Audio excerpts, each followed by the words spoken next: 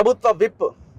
So పార్లమెంట్లో విప్గా కొనసాగుతున్న Bharatiya Janata party MP కొండా విశ్వేశ్వరరెడ్డి గారు నా ముందున్నారు. మాట్లాడదాం. సార్ నమస్తే. నమస్తే. సో ముందుగా కంగ్రాచులేషన్స్. సో సో గవర్నమెంట్ సెంట్రల్లో మీ పార్టీ తరఫున మీరు విప్గా ఉన్నారు. సో అడిగారా మీరు పదవి? అంటే ఎట్లా? అడగలేదు. ఓకే నేను ఎక్స్పెక్ట్ చేయలేదు, అడగలేదు కూడా. ఓకే. సో మంచి అకామిడేషన్ కొరకు అడిగినా, ఇంకా అది రాలేదు, వస్తుంది అది. ఓకే. అకామిడేషన్ మీన్స్ అంటే ఇల్లు ఇస్తారు కదా పార్లమెంటేరియన్, రెండోసారి పార్లమెంటేరియన్, మంచి ఇల్లు ఇవ్వమని అడిగి. ఓకే.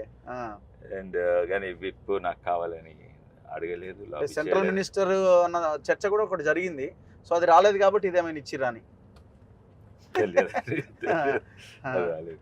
అంటే జనరల్ ఎంతో మంది భారతీయ జనతా పార్టీలో ఎంతో మంది చాలా సీనియర్స్ ఉంటారు. అంటే 4 సార్లు 5 సార్లు ఎంపీలు, లేకుంటే 3 సార్లు ఎమ్మెల్యేలు. అటువంటి వాళ్ళకే యూనియన్ మంత్రి పదవి దొరకలేదు. ఏంది అంటే వాళ్ళు కూడా ఆశించారు. వాళ్ళు 30 ఏళ్ళ సంది ఉన్నారు. అండ్ వాళ్ళు సిన్సియర్గా పార్టీలో చేస్తున్నారు. అండ్ మంచి మాట్లాడతారు.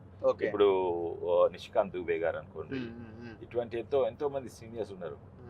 అయితే నేను first time Bharatiya Janata party ఎంపీని, రెండోసారి కానీ first time Bharatiya Janata. So ఇది మంచి పోస్టే అనుకుంటా.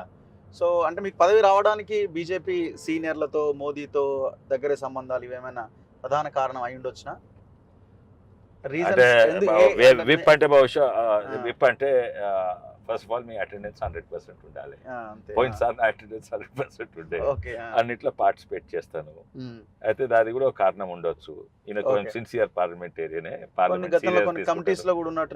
నేను అన్నిట్లో ఎక్కువ కమిటీస్ ఉండే, 4 కమిటీస్, పార్లమెంటేరియన్ కమిటీస్, ఇంకోటేమో క్వాజీ పార్లమెంటేరియన్ కమిటీస్ అంటే పార్లమెంటేరియన్ గ్రూప్ ఆఫ్ చిల్డ్రన్. ఇంకా వీటి కన్వీనర్ ఉంటుంది. వాష్ అంటే స్వచ్ఛ భారత్ సంబంధించిన కమిటీకి కన్వీనర్ ఉంటుంది. అది దాదాపు 4+2 6 కమిటీలలో ఉంటుంది. ఈసారి బహుశా ఓన్లీ 4 ఇట్లు ఉంటుండొచ్చు, 3-4 ఇట్లా. ఓకే. సో ఇప్పుడు విప్ అన్నది కీలకమైన ఇది కదా. సో ప్రత్యేకంగా ఏమైనా బాధ్యతలు ఉంటాయా సార్? ఏం చేయాలి? ప్రత్యేకంగా బాధ్యత ఉంటుంది. మెయిన్ ఏంటంటే పార్టీ వాళ్ళ స్టాండ్స్ ఏదైతుందో లైన్, ఆ పార్టీ లైన్ అది పార్లమెంట్లో ఎట్లా, లోక్సభలో ఎట్లా అమలు కావాలి. ఓకే. దాని కొరకు కొన్ని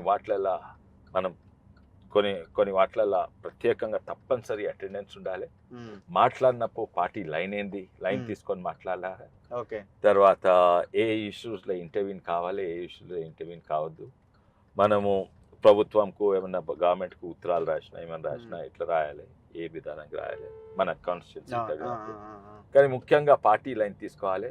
అండ్ డెఫినెట్లీ రెగ్యులర్ మన పార్టీ అంటే నేను విప్ ముఖ్యంగా ఆంధ్ర, తెలంగాణ, ఇంకా అండమాన్స్, ఈ 3 రాష్ట్రాల ఎంపీలు వాళ్ళతో నేను కోఆర్డినేట్ చేస్తుండాలి. అండ్ ఆఫ్ కోర్స్ వాళ్ళను అటెండెన్స్ మంచిగా ఉండాలని ఎంకరేజ్ చేస్తుండాలి.